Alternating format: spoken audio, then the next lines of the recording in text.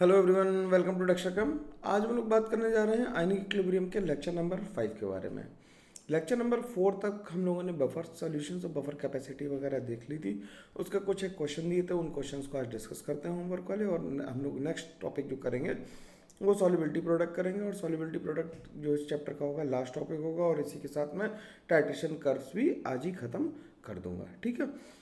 JEE mains का syllabus out हो गया, वो वीडियो तुमने देख रखा होगा, या नहीं देखा है तो जाके देख लो यार कि सिलेबस रिड्यूस हुआ है। इनऑर्गेनिक का कम होने का मतलब और लर्निंग वाले चैप्टर्स के कम होने का मतलब सिंपल है कि फिजिकल और ऑर्गेनिक का वेटेज बढ़ेगा। जब फिजिकल और ऑर्गेनिक का वेटेज बढ़ेगा तो क्या होगा, जब फिजिकल और ऑर्गेनिक का वेटेज बढ़ेगा तो जो कट ऑफ है वो केमिस्ट्री का नीचे आ जाएगा, क्योंकि अब प्रेशर ज़्यादा होगा सवाल लगाने का। तो डिफ़िकल्टी लेवल केमिस्ट्री का भी अच्छा खासा हो जाएगा। और डिफ़िकल्टी लेवल ज़्यादा होने से क्या होगा, कट ऑफ ओवरऑल नीचे आ जाएगा। तो मान लो कि अगर जो 99 परसेंटाइल पहले 200 नंबर पे आ रहे थे, अब वो 170 180 पे आसानी से आ जाएगा, ठीक है। तो बिना समय बर्बाद किए हम लोग अपने टॉपिक पे चलते हैं और अपने टॉपिक पे चल के डिस्कशन शुरू करते हैं, है ना। चलो देखते हैं। नोट्स हमें dextercam.in पे मिलना है और वहाँ पे हमें PYQs और सब कुछ वहीं पे मिल जा रहा है कि जगह पे कुछ PYQs पे यार एक्सेस नहीं थी, वो मैंने दे दी है सबको। अब सबको सबकी एक्सेस है, तो सारे लोग डाउनलोड करके PYQ भी देख सकते हैं। स्ट्रेट अवे शुरू करते हैं डिस्कशन से और अपना क्वेश्चन देखते हैं क्या कह रहा था। जो कह रहा था कि acetic acid 50 ml 0.1 molar solution लिया है, titrated against 0.1 molar NaOH solution. Calculate the pH of the solution at different stages और K की वैल्यू गिवन थी। log 2 और log 3 की वैल्यू गिवन थी हमें, ठीक है। अब ऐसे सवाल होगा वेटेज बढ़ जाएगा। आयनिक इक्विलिब्रियम जैसे चैप्टर्स का जो डिफिकल्ट है उनका वेटेज ऑब्वियसली बढ़ेगा, क्योंकि इनऑर्गेनिक जो साढ़े वाले चैप्टर थे रटने वाले वो गए, मेरे को तो अच्छा लगता है। इससे होता क्या है कि जो कॉन्सेप्चुअल बच्चे हैं उनका फ़ायदा होता है, जो रटने वाले थे उनका थोड़ा सा नुकसान होगा। लेकिन जो कॉन्सेप्चुलाइज करते हैं, जो असल में जो बहुत आइडियली तेज है पढ़ने में, उनका बहुत फ़ायदा होगा, ठीक है। चलो पहले देखते हैं। पहला केस है 0 ml of NaOH use. 0 ml of NaOH use है, तो एक केस को देख लेते हैं। तो केवल एसिटिक एसिड ही होगा सोल्यूशन में, और एसिटिक एसिड होगा तो उसके वजह से क्या होगी, pH आएगी। तो ठीक है। अब इसमें क्या हुआ, T इक्वल्स टू 0 पे इसका कॉन्सेंट्रेशन हमें कितना दिया हुआ है, 0.1 मोलर दिया हुआ है, तो 0 हो गया। T इक्वल्स टू T पे ये 0.1 माइनस 0.1 अल्फा हुआ, तो ये 0.1 अल्फा बना, ये 0.1 अल्फा बना। तो K की वैल्यू किसके बराबर लिख देंगे, C alpha square upon 1 minus alpha के बराबर, यानी कि 0.1 alpha square upon 1 minus alpha is equal to 2 into 10⁻⁻⁵। K की वैल्यू गिवन है हमें। तो डेसिमल से हटाया, यहाँ पे 4 बचा, तो अल्फा स्क्वायर की वैल्यू आ गई 2 इंटू 10⁻⁻⁴ आ गई। सिंपल है। अल्फा की वैल्यू आ गई कितनी, 2 इंटू 10⁻⁻⁴ आ गई। 2 इंटू 10⁻⁻⁴ अल्फा आने से क्या हुआ, तो अल्फा की वैल्यू आ गई √2 इंटू 10⁻⁻²। अब ये इसमें क्या किया कि 1 माइनस अल्फा को अप्रॉक्सीमेटली 1 ले लिया, क्योंकि वीक इलेक्ट्रोलाइट था, और रूट यानी कि इसकी वैल्यू 1.414 लिख देता है, या √2 ही रहने देते हैं, इसे अच्छा रहेगा। अब हमें pH निकालनी थी, तो pH किसके बराबर होती है, pH किसके बराबर होती है, C अल्फा के बराबर। और C अल्फा कितना है, 0.1 इंटू अल्फा है √2 इंटू 10⁻⁻²। तो ये हो गया √2 इंटू 10⁻⁻3। pH लिख दिया यार गलती से यहाँ पे, ये H प्लस के बराबर है ना। तो ये H प्लस साइन कॉन्सेंट्रेशन आ गया, तो pH तो निकाल ही लोगे। 3 माइनस 1/2 log 2, तो ये 2.85 के बराबर आ जाएगी। log 3 की वैल्यू 0.3 दी है, तो ये सिंपल सीधे आंसर आ गया, ठीक। बी पार्ट में क्या कह रहा है, बी पार्ट देख लेना भाई। बी में कितना ml लिया है, अब लिया है 10 ml। 10 ml लेने पे क्या होगा जरा देखते हैं। कि एसिटिक एसिड था, एसिटिक एसिड की रिएक्शन अब NaOH से होगी, क्योंकि NaOH का कुछ वॉल्यूम आ गया है, तो ये बन जाएगा CH3CONA और बन जाएगा वाटर, ठीक। इसके मिलीमोल्स कितने थे, इसके मिलीमोल्स ये थे 5। इसके लिए कितने हमने 10 ml, इसके 50 इंटू 0.1 लिख देते हैं, इसे 10 ml इंटू 0.1 लिख देते हैं, तो ये कितना हो गया, 5 हो गया, ये 1 हो गया। तो जब T इक्वल टू T पे इक्विलिब्रियम आएगा, तो ये 5 माइनस 1 होगा, ये 1 माइनस 1 होगा, ये 1 बनेगा और ये 1 बनेगा। तो इसके मिलीमोल्स कितने आ गए, 4 आ गए। तो अब क्या बचा, अब देखो अब बचा क्या क्या, अब बचा एसिटिक एसिड और सोडियम एसिटेट सोल्यूशन में। जब एसिडिक एसिड और सोडियम एसिटेट सोल्यूशन में बचा है तो उस टाइम पे क्या बन गया है, ये बफर बन गया। उस टाइम पे क्या बन गया, बफर बन गया, एसिडिक बफर बन गया। तो एसिडिक बफर के लिए पीएच किसके बराबर होती है, पीएच होती है pK plus log salt by acid. तो पीके किसके बराबर होगी, लॉग सॉल्ट बाय एसिड होगी। तो 5 माइनस लॉग 2 प्लस लॉग 1/4 लिख देते हैं। तो ये लिख देते हैं 5 माइनस 3 लॉग 2। तो 5 माइनस 3 लॉग 2 जब निकालेंगे तो कितना आ जाएगा, ये 5 माइनस 0.9, तो ये 4.1 आ जाएगा। तो पीएच चेंज हुई, ठीक है ना। अगला देखते हैं नेक्स्ट में क्या कह रहा है। नेक्स्ट में कितने एम एल लिए, देखो 10 के बाद 20 ml होगा, मेरे को याद है सवाल थोड़ा सा। 10 के बाद कितना है, 20 ml है। तो सब लोग आंसर बताते जाना कि क्या किया है, आंसर तुम्हारा आ रहा है या नहीं आ रहा है, ये बताते जाना, है ना। तो इससे जल्दी जल्दी हम लोग कर लेते हैं। तो ये क्या आ जाएगा, CH3CONA आ जाएगा, और फिर से H2O आ जाएगा। तो इसके कितने T=0 पे मिलीमोल थे, इसके लिए थे पॉइंट, हम लोगों ने कितने लिए थे 5, और उसके 20 ml इंटू 0.1 ले लिए तो कितने ले लिए 2। तो ये 5 माइनस 2 हुआ, T=T पे, ये 2 माइनस 2 हो जाएगा, तो ये 2 बनेगा, ये 2 बनेगा। तो इसके 3 हो गए, ये ख़त्म हो गया, ये 2 बना। तो फिर से पीएच इसके बराबर आ गई, pK plus log salt by acid के बराबर आ गई। हेंडरसन इक्वेशन यूज़ कर लेंगे। तो पीके 5 माइनस लॉग 2 प्लस लॉग 2/3 आ गया। तो ये आ गया, पीएच की वैल्यू कितनी आ गई, 5 माइनस लॉग 3 के बराबर आ गई, और लॉग 3 की वैल्यू 0.47 दी हुई है, तो 4.53 आ गया ये। ठीक, आसानी से आ रहा आंसर, अब तो अच्छा लगने लगा होगा। बी के बाद सी आ गया था यार, ये तो हम लोग सी पे पहुंच गए ना। सी के बाद डी आ गया। डी क्या कह रहा है, अब डी में कितना एम लिए थे, 20 के बाद कितने लिए, 25 लिए, 25 के बाद 40 है, ठीक है। डी के बाद क्या लिया, बी के बाद सी के बाद डी लिया, और इसमें कितने ले लिए, 25 ml ले लिए। तो हर बार रिएक्शन लिखो ईमानदारी से, जिससे कि सवाल गलत होने की प्रोबेबिलिटी क्या हो, नल एंड वॉइड हो जाए, बिल्कुल भी ख़त्म हो जानी चाहिए। सवाल गलत नहीं होना चाहिए, हमारा मेन उद्देश्य यही है कि सवाल कैसे भी करके गलत ना हो। क्योंकि एक सवाल आना है इनका, तुमने उसमें बुद्धि लगा दी, मान लो शॉर्टकट में कुछ मार दिया, गलत हो गया, तो फिर तो लेने के देने पड़ गए। तो T=0 पे इसके 5 थे, अब इसके 25 लगाए तो इसके 2.5 आ गए। तो ये नहीं था, तो ये 2.5 माइनस हो जाएगा T=T पे। T=T पे क्या होगा, ये माइनस हो जाएगा, 5 माइनस 2.5 हो गया, ये ख़त्म हो गया, और ये 2.5 बन गया। तो इसकी पीएच किसके बराबर आ गई, इसकी पीएच आ गई pK plus log salt by acid के बराबर। तो सॉल्ट है कितना 2.5, और ये भी कितना है 2.5। तो इससे आंसर आ जाएगा 5 माइनस लॉग 3 के बराबर, लॉग 2 के बराबर, तो आ जाएगा 4.7।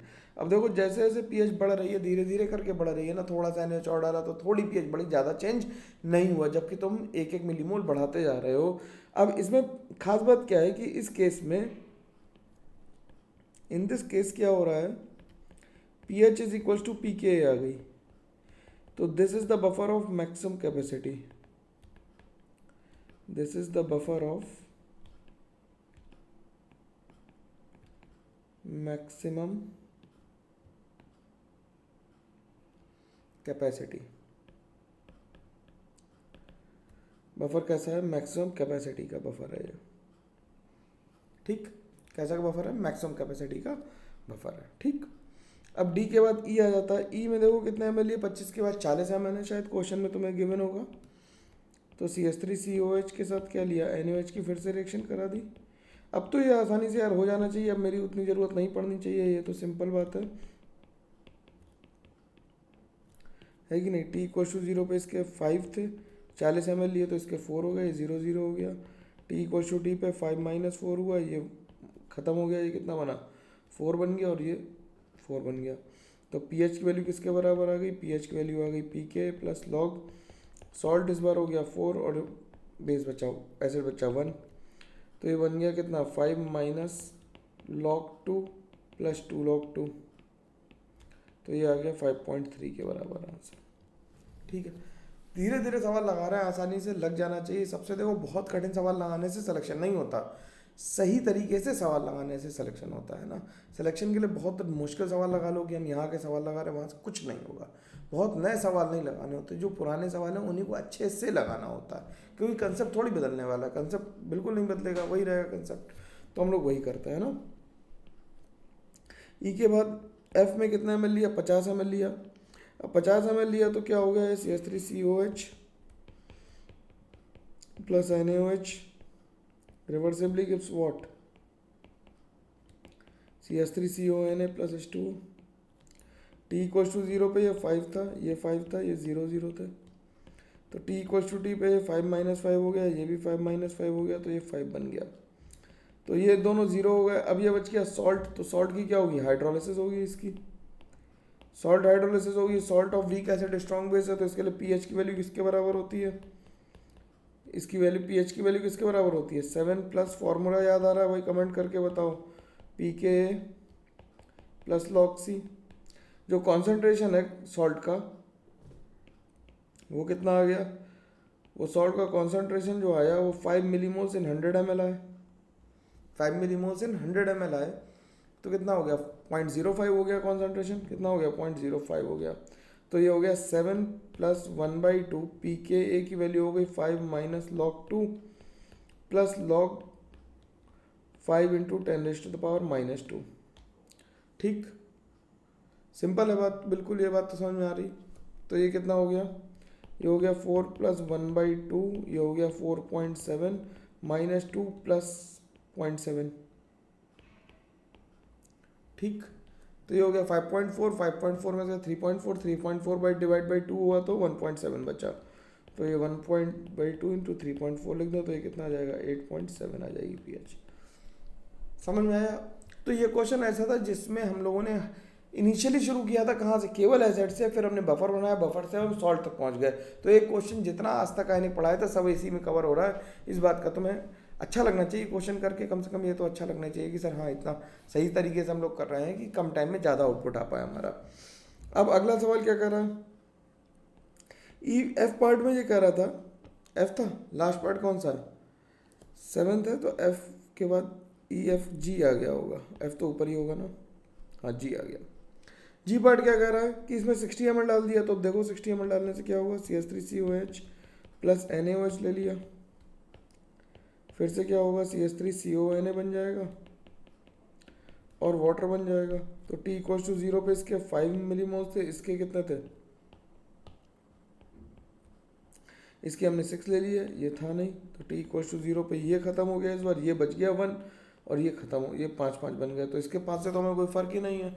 तो नंबर ऑफ जो OH माइनस आयन कॉन्सेंट्रेशन आया वो किसके बराबर आ गया, 1/110 आ गया 1/110 आ गया, तो POH किसके बराबर आ गई, माइनस ऑफ लॉग 1/110। अब इसमें एसिटेट आयन को हम काउंटर नहीं कर रहे हैं, क्यों, क्योंकि सारे का सारा NaOH को, सारा का सारा OH माइनस जो आना है वो अब NaOH से ही आ जाना है, तो एसिटेट आयन की कोई वैल्यू नहीं रह जाती है। तो सवाल यहीं पे ख़त्म हो जाएगा, किसी और की चीज़ की ज़रूरत नहीं पड़ेगी हमें। बात समझ में आ गई, ठीक है ना। तो इससे पीएच काउंट निकाल लोगे, पीएच अपने आप निकाल लेना यार, सिंपल। अब तो मैं छोड़ देता हूँ इसे, ठीक, यहीं पे, ठीक, कैलकुलेटर से कर लेना, कोई दिक्कत नहीं। मतलब ये तो कंसेप्ट समझ में आना चाहिए जो मैं समझाना चाह रहा हूँ कि अगर स्ट्रॉन्ग पार्ट बच गया एसिड या बेस का तो वो बफर नहीं रहेगा, वो क्या बनेगा, सारी की सारी पीएच जो है वो स्ट्रॉन्ग पार्ट ही गवर्न कर लेगा, सिंपल, ठीक। अगला क्वेश्चन था होमवर्क का हमारा ये कि find the delta pH of initial minus final when 100 ml of 0.01 molar HCl is added to a solution containing 0.1 millimole of NaSCO3 of negligible volume। तो इनिशियल पीएच हम कैसे निकालेंगे भाई, पहले ये देख लेते हैं। Initial pH will be equals to pK1 plus pK2/2। क्यों ऐसा हुआ, because NaSCO3 is an amphiprotic salt, is an amphiprotic salt, is an amphiprotic salt।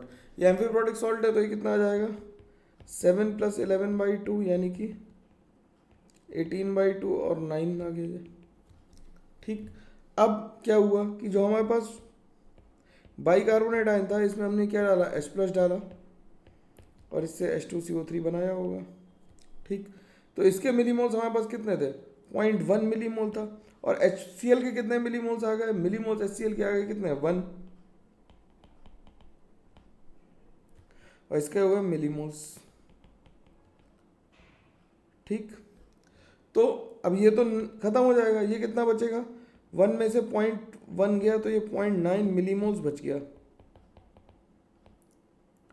तो पीएच कितनी आ गई, एच प्लस कितना आया, नेट एच प्लस आ गया 0.9 इंटू 10⁻⁻3। ठीक, ये आ गया और डिवाइडेड बाई कितने कर दें, कितना एम लिया था, 100 ml लिया था। ठीक, कितने एम लिया था, 100 ml लिया था ये। ठीक है, तो ये हमने ऊपर मोल कर दिया इसलिए हमने इसमें 1000 से मल्टीप्लाई भी कर दिया, तो इससे तो ये कैंसिल ही हो गया। तो ये हो गया 9 इंटू 10⁻³ मोलर आ गया ये। ठीक, अब पीएच कितनी आई, पीएच आ गई 3 - log 9। तो 3 - log 9 कितना हो गया, 3 - log 9 आ गई पीएच, तो 3 - log 9 के फॉर्म में रख दें। तो हमें डेल्टा पीएच निकालना था, तो pH initial minus pH final अगर हम कर दें, तो पीएच इनिशियल कितनी थी हमारी, पीएच इनिशियल थी हमारी कितनी, 9 थी, 9 थी। 9 - 3 माइनस log 9, तो ये आ गया कितना, 6 + log 9 आ गई पीएच। तो चेंज इन पीएच कितनी आ गई, 6 + log 9 आ गई। तो ये सिंपल सवाल था, आसानी से लगाया जा सकता था, देख के घबराने की ज़रूरत नहीं थी। अगर घबरा जाओगे तो ही नहीं लगेगा, अदरवाइज तो ये लगेगा ही लगेगा। ठीक, अब इसके बाद जो डिस्कशन है वो आती है बात सॉल्युबिलिटी की। हेडिंग डाल देते हैं नया टॉपिक, सॉल्युबिलिटी। सॉल्युबिलिटी क्या होती है, सॉल्युबिलिटी की पहले डेफिनेशन देख लेते हैं। Solubility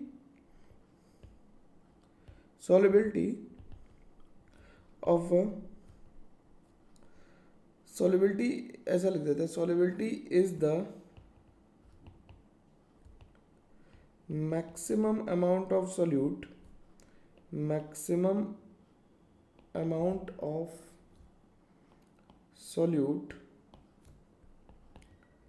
that can be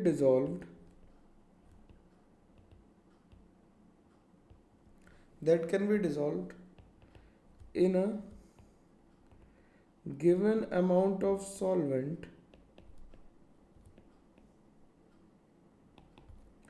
at a particular temperature,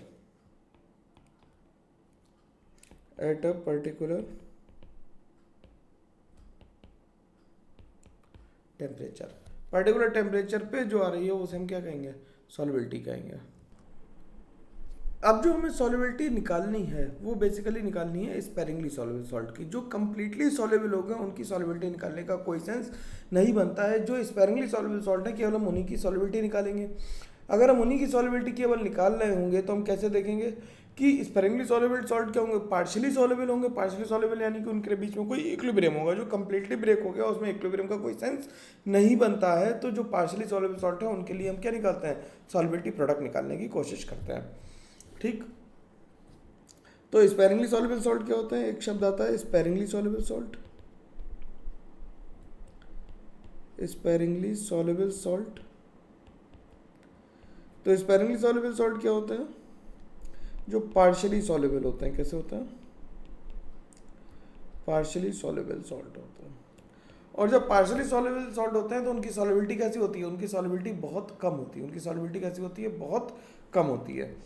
तो मान लिया कि कोई पार्शियली सॉल्युबल सॉल्ट है AXBY टाइप का, तो उसकी सॉलिड स्टेट के फॉर्म में होगा। जब ये वाटर में गिरा तो इसकी सॉल्युबिलिटी जो आई वो XaY प्लस एक्वस आ गया और ये कुछ YBX माइनस एक्वस आ गया।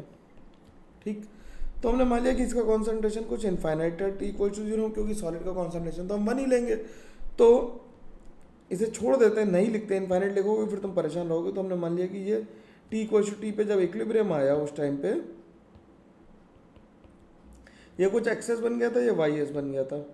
बेसिकली के इक्विलिब्रियम तुम लिखोगे क्या, के इक्विलिब्रियम लिखोगे AY प्लस की power X into BX minus की power Y divided by concentration of AX और BY, और वो भी सॉलिड स्टेट में।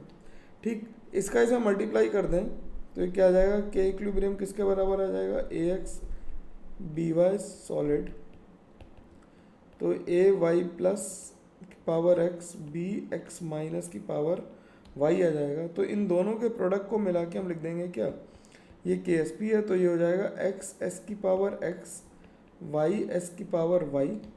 तो ये आ जाएगा एक्स की पावर एस एक्स की पावर एक्स इंटू वाई की पावर वाई इंटू एस की पावर एक्स प्लस वाई।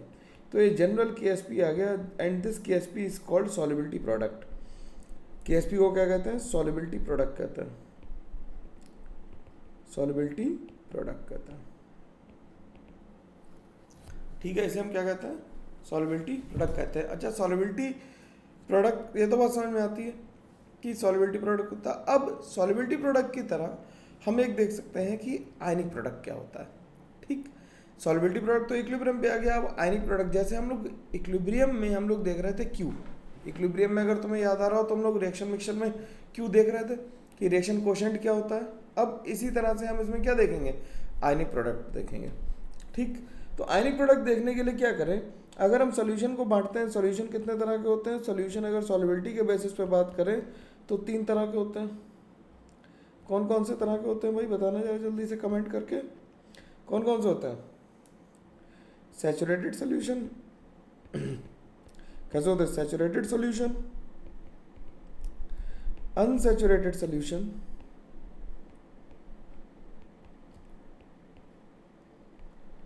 और सुपर सैचुरेटेड सोल्यूशन। इनके बारे में हम लोग लिक्विड सोल्यूशंस में भी पढ़ चुके हैं, तो इनके बारे में ज़्यादा जानकारी करने की ज़रूरत नहीं है। ये तो हमें पहले से पता है कि सैचुरेटेड सोल्यूशन वो है जिसमें किसी गिवन टेम्परेचर पे फर्दर हम लोग क्या करते हैं, सॉल्यूट को डिजोल्व नहीं कर सकते, अनसैचुरेटेड में कर सकते हैं, और सुपर सैचुरेटेड में तो इवन हायर टेम्परेचर पे भी फर्दर डिजोल्यूशन नहीं कर सकते हैं। ठीक, तो अब एक शब्द आता है क्या, आयनिक प्रोडक्ट। क्या आता है, आयनिक प्रोडक्ट। आयनिक प्रोडक्ट को हम लोग आईपी लिख देते हैं और आईपी के लिए लिख देते हैं it is like reaction quotient, reaction quotient Q U O. ठीक, रिएक्शन कोशेंट की तरह होता है। ठीक, अब हम लिखते हैं इसके 3 केस हो सकते हैं कि जो आयनिक प्रोडक्ट है वो क्या हो सकता है, वो या तो इक्वल हो जाए सॉल्युबिलिटी प्रोडक्ट के,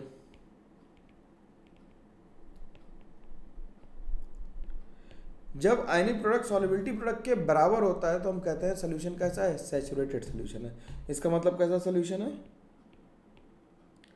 सैचुरेटेड सोल्यूशन है। अब इक्विलिब्रियम एस्टेब्लिश हो गया, कहीं जाने की उसे जरूरत नहीं है। जब आयनिक प्रोडक्ट कम होता है, सॉल्युबिलिटी प्रोडक्ट से, जब आयनिक प्रोडक्ट कम होता है सॉल्युबिलिटी प्रोडक्ट से, तो क्या होगा, तो क्या होगा, सोल्यूशन कैसा होगा, अनसैचुरेटेड होगा। मतलब ये फर्दर और डिजोल्व करके आयंस और जनरेट किए सकते हैं। रिएक्शन किधर जाएगी, फॉरवर्ड डायरेक्शन में जाना शुरू होगी। तुम्हारी तरफ से बैकवर्ड लग रहा होगा, फॉरवर्ड डायरेक्शन में जाना शुरू होगी। ठीक है, तो ये क्या होगा, ये होगा अनसैचुरेटेड सोल्यूशन।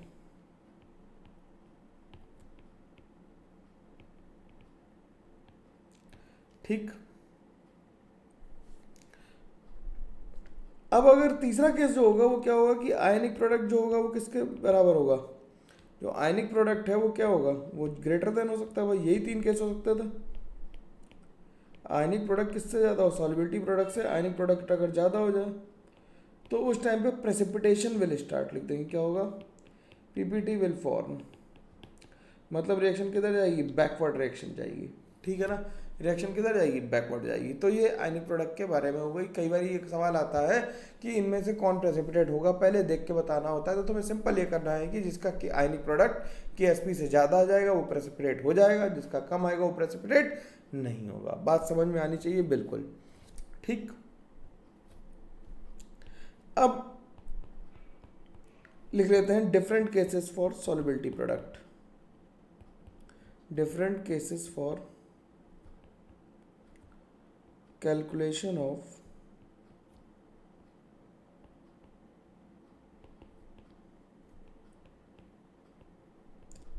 solubilities, या solubilities कर लें या solubility product कर लें। ठीक, अब इसमें केस नंबर 1 ले लेते हैं। केस नंबर 1 में लिखते हैं solubility of a salt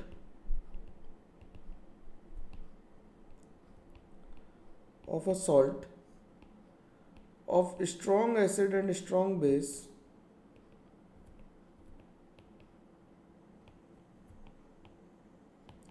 in pure water। अगर केवल पानी ले लें तो क्या होगा? अगर केवल पानी ले लें तो जैसे AgCl था, AgCl डिजोल्व हुआ पानी में तो क्या बन गया? Ag प्लस एक्वस बना और Cl माइनस एक्वस बन गया। कोई समस्या नहीं इसमें किसी को। तो इसकी सॉल्युबिलिटी कितनी आ जाएगी? S और S। तो KSP की वैल्यू किसके बराबर आ जाएगी?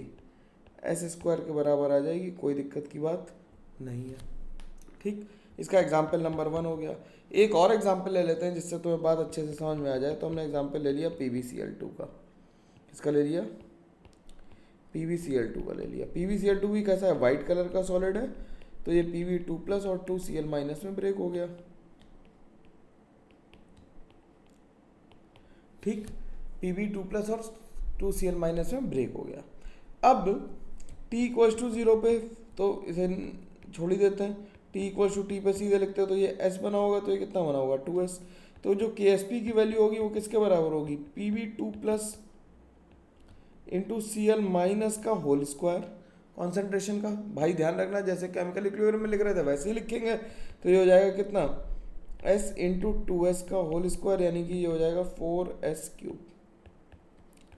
सिंपल सी बात है, आसानी से आ भी जाना चाहिए। कोई दिक्कत की बात तो इसमें होनी नहीं चाहिए। ठीक, चलो भाई अब केस नंबर 2 देखते हैं।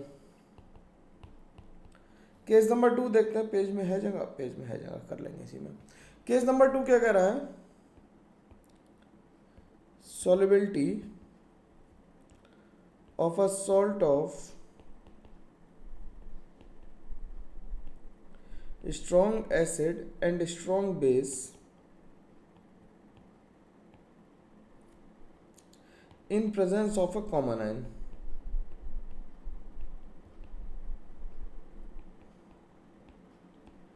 in presence of a common ion। अब देखो यहाँ से धीरे धीरे डिफिकल्टी लेवल बढ़ेगा, क्योंकि सॉल्युबिलिटी ही ऐसा टॉपिक है जिससे मेंस में बहुत क्वेश्चन आते हैं। ठीक है, अब बफर से आना क्वेश्चन हो गए कम, सॉल्युबिलिटी से क्वेश्चन पूछे जाते हैं ज़्यादा। और 2023 में तो एडवांस में बहुत ही शानदार क्वेश्चन पूछा गया था। तुम बताओ वो करवा दूँ? मतलब वैसा उस कॉन्सेप्ट पे सवाल लगवा दूँ? बाकी तो तुम कर ही लोगे अपने आप। सवाल को लगा के देख लेना, नहीं होगा तो मैं डाउट में बता दूंगा, नहीं तो एडवांस के PYQ डिस्कस करूँगा तब बता दूंगा। कोई दिक्कत नहीं है। और जो एक क्वेश्चन अ डे की सीरीज आई है टेड वाली, जिसमें मैं 30 सेकंड में क्वेश्चन सॉल्व करके दिखाऊंगा, वह मैं लाता रहूँगा। बहुत सारे क्वेश्चन सॉल्व करेंगे।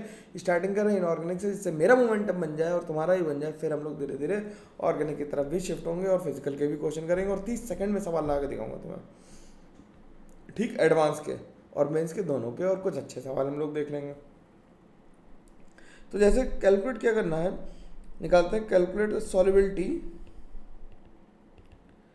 of AgCl aqueous solution in 0.1 molar NaCl solution। अब NaCl solution में तो 0.1 मोलर NaCl पहले से ही डाल दिया, तो हमसे पूछा गया है कि सॉल्युबिलिटी कितनी आएगी। देखो ऐसे केस में क्या करेंगे, तो AgCl का हम इक्विलिब्रियम लिखेंगे। AgCl प्लस क्या बना देगा? Ag प्लस एक्वस और Cl माइनस एक्वस। बोलो भाई बना देगा नहीं बना देगा?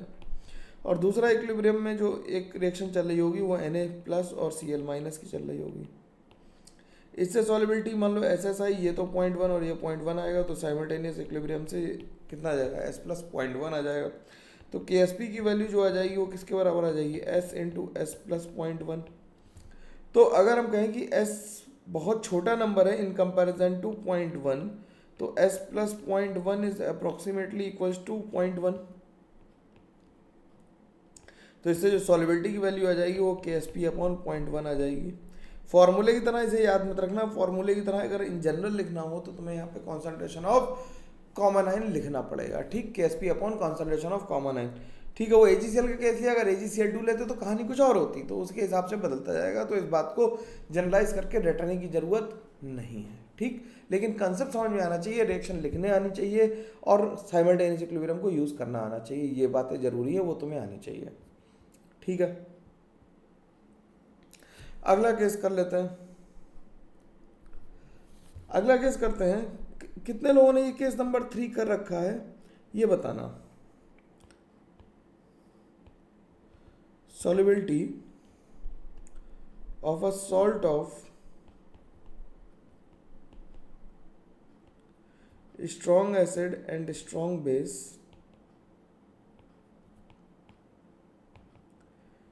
in a solvent capable of forming complex। अब यार इसमें देखो थोड़ी सी मेहनत ज़्यादा लगेगी, क्योंकि हमें अप्रॉक्सीमेशंस देने पड़ेंगे और इंटेलिजेंटली चूज करना पड़ेगा उन अप्रॉक्सीमेशंस को। अगर तुमने रैंडमली कोई भी अप्रॉक्सीमेशन लिया और उसे रैंडमली चूज कर लिया तो मामला गड़बड़ा जाएगा और बहुत सारी दिक्कतों का सामना करना पड़ सकता है। तो देखना कैसे करते हैं। तो हमने मान लिया कि हमारा अभी जो सॉल्ट ऑफ स्ट्रॉन्ग एसिड और स्ट्रॉन्ग बेस ले रहे हैं वो हम AgCl ही ले रहे हैं, सिल्वर क्लोराइड से बेसिस पे आ रहा है ना, चांदी पसंद। तो लिख लेते हैं let us consider the solubility of AgCl in C molar ammonia। अब देखना यार क्या होगा, ठीक। तो AgCl अमोनिया में डिसॉल्व हो जाता है, क्यों हो जाता है उसका रीज़न तुम्हें ये पता लगेगा आज, कि जो Ag+ है, इसे थोड़ा नीचे लिख लेते हैं, Ag+ है वो अमोनिया से रिएक्ट कर लेता है और AgNH3 बना देता है कॉम्प्लेक्स। इस तरह का कॉम्प्लेक्स बन जाता है, ठीक।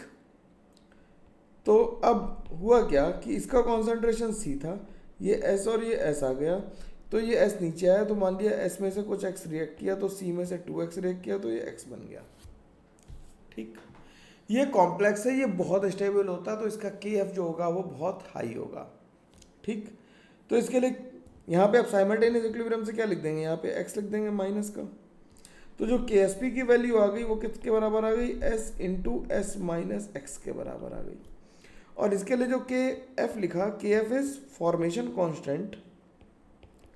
Kf क्या है, फॉर्मेशन कांस्टेंट है। Kf क्या है, फॉर्मेशन कांस्टेंट है। बात समझ में आ रही है यार।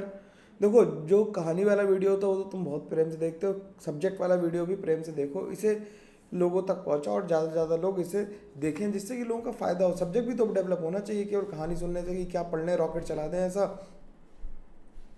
कि सिलेक्शन हो जाए, ऐसा तो कुछ नहीं होता। मैं तो देखो शॉर्ट्स भी बनाऊंगा तो उसमें सवाल ही बताऊंगा तुम्हें, और यह टिप्स दूंगा तुम्हें शॉर्ट्स बना के। कोशिश कर रहा हूँ कि थंबनेल वगैरह भी चेंज करूँ, देखता हूँ हो जाएगा तो अच्छा है, नहीं तो हम लोगों को तो कंटेंट से मतलब है यार, अपन लोग तो सीधे साधे आदमी, ज़्यादा परेशान नहीं होता है। तो Kf की वैल्यू किसके बराबर हो गई, AgNH3 plus divided by S minus x into C minus 2x, ठीक। मतलब इसे अगर वैसे लिख दें, पूरा ही लिख देते हैं, चलो इसे लिख दें, ये हो जाएगा Ag प्लस इंटू अमोनिया का होल स्क्वायर। तो ये हो गया x upon S minus x into C minus 2x का होल स्क्वायर। अब देखो सॉल्युबिलिटी तो क्या है, स्पेरिंगली सॉल्युबल सॉल्ट है। स्पेरिंगली सॉल्युबल सॉल्ट है तो जो x होगा हम कह सकते हैं कि x will be very very very less than C। तो C माइनस 2x की वैल्यू अप्रॉक्सीमेटली C के बराबर हो जाएगी, उठा के यहाँ पे रख दो। तो Kf हो जाएगा x upon S minus x into C square. अब जरा ध्यान से सुनते रहना, because of formation of complex, Kf will be very high, Kf will be very high। अगर Kf बहुत हाई है तो S minus x will be approximately equal to 0, ठीक। और हम के एस पी से निकाल लेंगे एस माइनस एक्स की वैल्यू, जिसमें था के एस पी किसके बराबर था, S minus x into S के बराबर था, तो एस माइनस एक्स की वैल्यू आ गई के एस पी अपॉन एस। इसे उठा के यहाँ पे पुट कर दो, तो के एफ की जो वैल्यू आ गई वो आ गई अब कि s into x divided by K S P into C square. और अगर s minus x approximately equal to zero है तो s इक्वल टू एक्स रख सकते हैं हम लोग अप्रॉक्सीमेटली। तो यहाँ पे क्या आ जाएगा, जो के एफ की वैल्यू है वो देखो स्मार्टली हमने s माइनस एस एक्स लिख लिया इसे और इसे सी स्क्वायर लिख लिया, तो s की वैल्यू आ गई c into under root of K S P into K F. ठीक, ये स्मार्टली हम लोग इसलिए लिख पाए, ये अप्रॉक्सीमेशन समय समय पे यूज़ करने हैं। अगर तुमने ये वाला अप्रॉक्सीमेशन यहाँ पे लगा दिया तो उससे के एफ इनफाइनाइट आ जाएगा, जो हो नहीं सकता, इसलिए पहले एस माइनस एक्स को वहाँ से के एस पी से रिप्लेस किया गया। बात समझ में आ गई? ठीक है, बिल्कुल समझ में आनी चाहिए, इसमें तो कोई दिक्कत होनी ही नहीं चाहिए। ठीक, तो ये आसानी से हो गया केस। ठीक, अब आगे देखते हैं अगला केस। तो ये समझ में आएगी अप्रॉक्सीमेशन कैसे कैसे करते हैं, इसे लूप में ला के 2 बार ही देखोगे तो बात समझ में आ जाएगी। मैं रिपीट नहीं कर रहा क्योंकि तुम्हारे पास रिपीट करने का ऑप्शन है। क्लास में होता हूँ ऑफलाइन में तो मैं ही रिपीट कर देता हूँ, लेकिन अभी तो मेरे को रिपीट करने का कोई सेंस नहीं बन रहा, अभी तो तुम खुद ही रिपीट कर लो या पीछे आके देख लेना इसे। ठीक, समय में अगर जैसे एक बार में समझ आएगा कम से कम उसका समय तो बचना चाहिए। केस नंबर कौन सा आ गया, केस नंबर आ गया 4।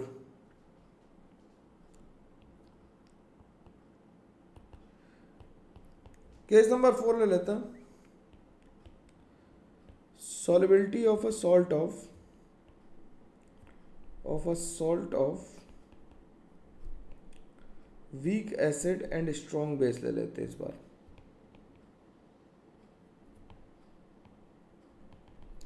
अब यहां से खेल चालू हो जाएगा। जब वीक एसिड और strong base choose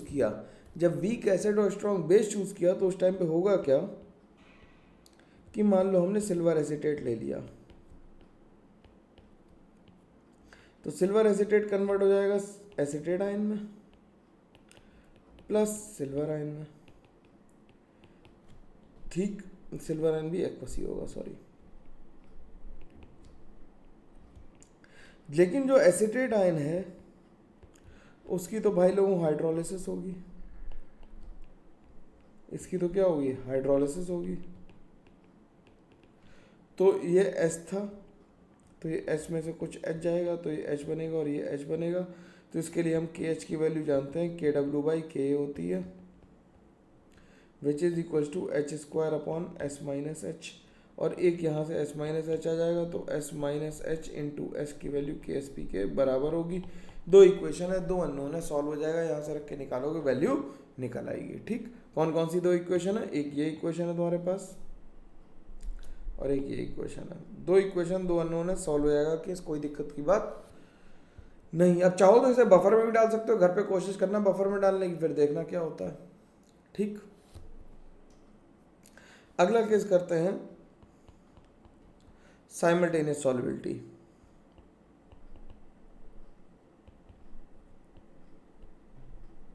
simultaneous solubility of 2 or more salt।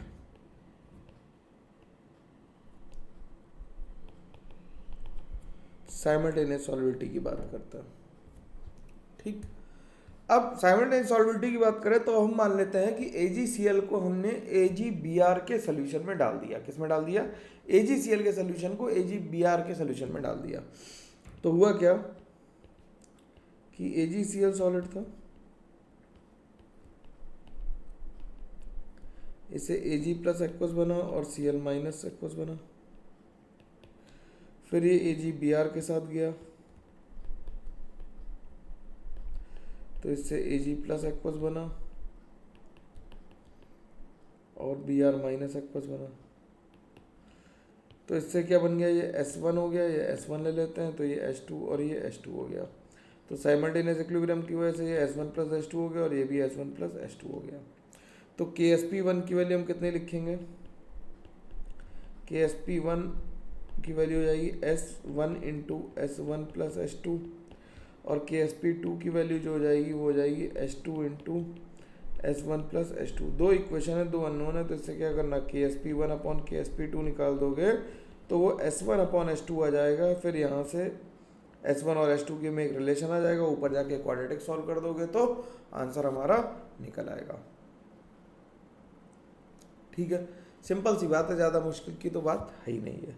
ठीक, अब बात आती है इंडिकेटर थ्योरी की। सॉल्विटी के केसेस खत्म हो गए। सेलेक्टिव प्रेसिपिटेशन में ना बचा वो एडवांस का क्वेश्चन है, तो उसे एडवांस के टाइम पे किसी क्वेश्चन के फॉर्मेट में कर लेंगे सेलेक्टिव प्रेसिपिटेशन। उसके लिए कमेंट मत करना कि यार सर सेलेक्टिव प्रेसिपिटेशन क्यों छोड़ दिया, पढ़ा दूंगा। जब कोई सिलेबस में क्वेश्चन आएगा तो उसके हिसाब से पढ़ाऊंगा। मेंस के लिए सेलेक्टिव प्रेसिपिटेशन बहुत भारी टॉपिक है ना। अब वैसे एडवांस के लिए भी मैं जब सवाल लगवाऊंगा उसके लिए थ्योरी है नहीं, तो चलिए सेलेक्टिव प्रेसिपिटेशन का कोई क्वेश्चन आएगा वहीं समझा दूंगा। ठीक है, तुम लोग फॉलो तो सारी सीरीज ही कर रहे हो ना अच्छे से। अब बात करते हैं थ्योरी ऑफ इंडिकेटर्स की।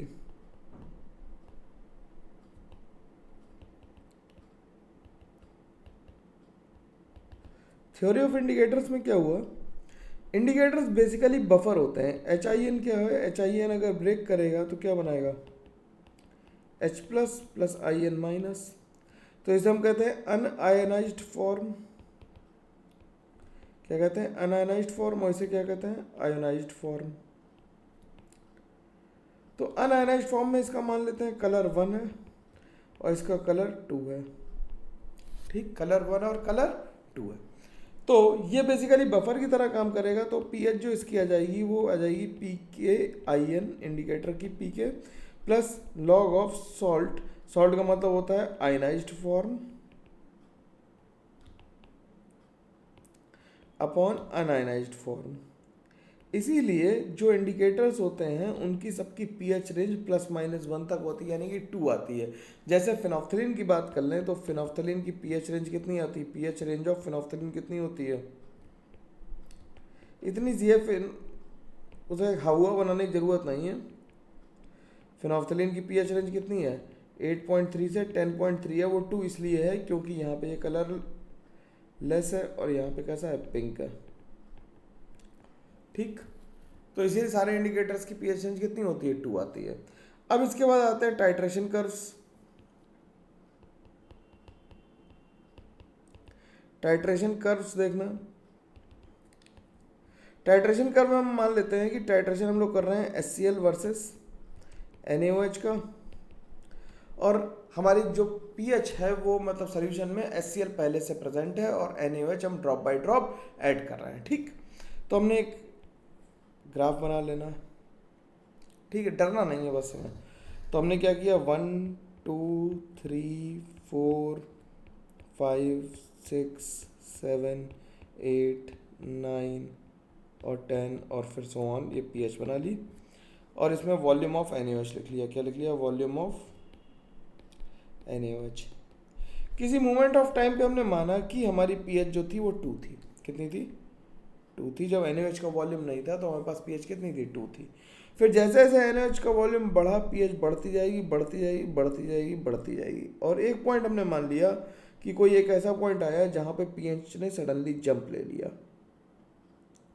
ठीक, तो ये पॉइंट जो होगा जहाँ पे क्या होगा, यहाँ पे भी क्या होगा, एसिड से बेस टाइट्रेट होता रहेगा। इस पर्टिकुलर पॉइंट पे जाके क्या आ जाएगा, इक्विवेलेंस पॉइंट आ जाएगा, और वहाँ पे पीएच कितनी हो जाएगी, 7 हो जाएगी, क्योंकि न्यूट्रल सॉल्ट बनेगा।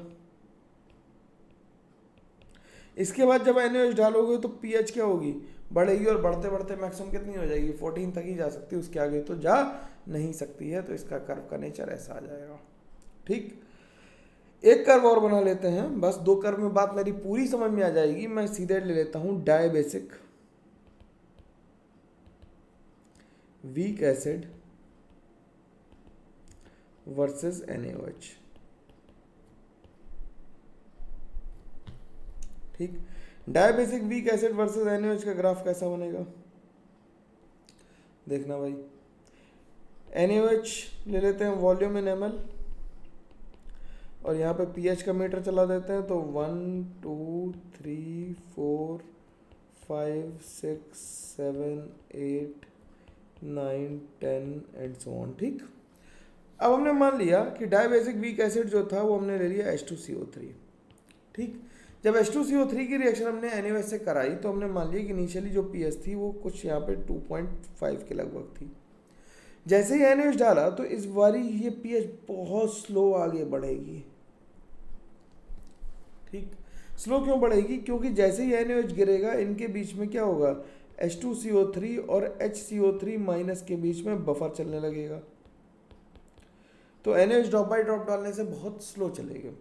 फिर क्या होगा कि एक पर्टिकुलर पॉइंट आएगा जहाँ पे क्या आएगा, इक्विवेलेंस पॉइंट आएगा और pH सडनली जंप लेगी, कहाँ पहुँच जाएगी, 7 पॉइंट कुछ पे पहुँच जाएगी, क्योंकि बेसिक सॉल्ट बनेगा तो pH को 7.75 के लगभग पहुँच गई। तो यहाँ पे जो आ रहा है क्या आ गया, एंड पॉइंट आ गया हमारा। और यहाँ पे जो pH आ रही है वो सॉल्ट हाइड्रोलिसिस की वजह से आ रही है। किसकी वजह से आ रही है? सॉल्ट हाइड्रोलिसिस की वजह से आ रही है। ठीक, फिर उसके बाद क्या होगा, उसके बाद फिर pH बढ़ेगी। ठीक, pH बढ़ेगी। ठीक, pH बढ़ेगी बढ़ेगी बढ़ेगी, बढ़ती जाएगी, एक पर्टिकुलर पॉइंट तक पहुंचेगी। ठीक, वहां पे जाके फिर से रुक जाएगी। यहाँ पे क्या होगा, यहाँ पे फिर से एक सेकेंड एंड पॉइंट आएगा। क्या होगा, सेकेंड एंड पॉइंट आएगा। सेकेंड एंड पॉइंट जब आएगा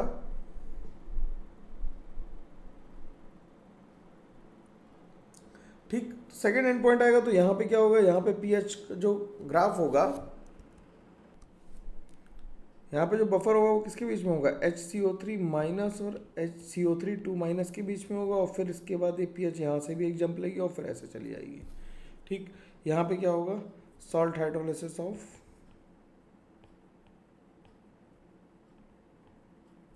CO3 2 माइनस। तो 2 बार ही जंप लेगा और ये ग्राफ इस तरह से ऊपर चला जाएगा। तो यही है क्या, एसिड बेस की मतलब ये क्या कहते हैं, टाइट्रेशन कर्व्स हैं, इन्हें आराम से बनाया जा सकता है, इसमें कोई प्रॉब्लम की बात है नहीं। तो इस तरह से आयनिक इक्विलिब्रियम हम लोगों ने पूरी तरह से ख़त्म कर लिया। अब आयनिक इक्विलिब्रियम में कुछ नहीं बचता है, सारे सवाल लगाने होंगे आयनिक इक्विलिब्रियम के। PYQ से शुरू करो। और भाई अब तो नोटिफिकेशन आ गया है, दबा के लाइक शेयर और सब्सक्राइब करो और फटाफट से सवाल लगाओ। ज़्यादा से ज़्यादा यूट्यूब को बेस्ट यूज़ करो, मेरे को बेस्ट यूज़ कर लो, जिससे तुम्हारा सिलेक्शन पक्का हो जाए। ठीक है, चलो मिलते हैं हम, तब तक के लिए thank you very much, take care, bye bye. और लाइक शेयर सब्सक्राइब तो करते ही रहना, कोई ऑप्शन है नहीं। देखो चैनल को बड़ा नहीं बनाएंगे तो फिर छोटे में तो मज़े नहीं आता ना कुछ। आया हूँ इतने सालों बाद यूट्यूब पे तो कुछ तो करके जाऊँ, लोगों की मदद है कि नहीं। चलो मिलते हैं, okay bye bye, take care.